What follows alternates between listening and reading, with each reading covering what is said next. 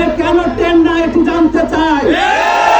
বছর থেকে রেমিটেন্স যোদ্ধাদেরকে কেন ঝক্করের মধ্যে ঢাকা থেকে আসতে হবে।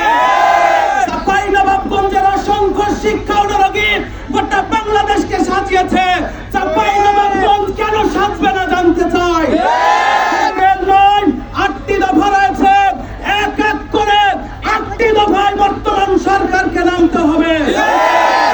আমরা বলে দিতে চাই চাঁপাইনবাবগঞ্জের মানুষ শান্ত, কিন্তু আপনারা জানেন কনসার্টের আন্দোলন, আপনারা জানেন 1985 সালের কোরআনের আন্দোলন, নতুন করে ট্রেনের জন্য ইতিহাস তৈরি করাবেন না।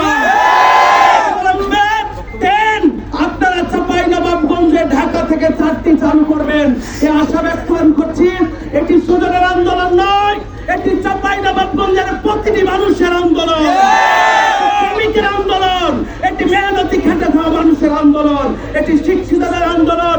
রাজনৈতিক ব্যক্তিদেরকে বলতে চাই, আসুন ঘরে বসে না থেকে এই আন্দোলনের সাথে একত্রতা প্রকাশ করে এই দাবি আদায় করে আমরা ঘরে ফিরি।